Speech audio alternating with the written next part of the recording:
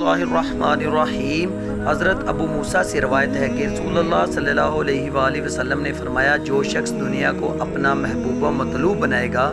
وہ اپنی آخرت کو ضرور نقصان کرے گا، اور جو کوئی اپنی آخرت کو محبوب بنائے گا وہ اپنی دنیا کا ضرور نقصان کرے گا۔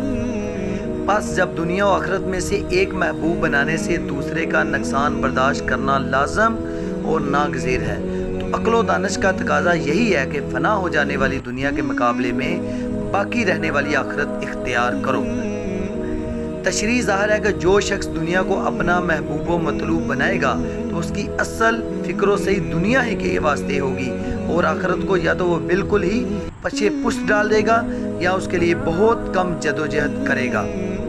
جس کا نتیجہ بہرحال آخرت کا خسارہ ہوگا۔ اسی طرح جو شخص آخرت کو محبوب و مطلوب بنائے گا اس کی اصل و صحیح کوشش آخرت کے لیے ہوگی، اور وہ ایک دنیا پرست کی طرح دنیا کے لیے جدوجہد نہیں کرے گا،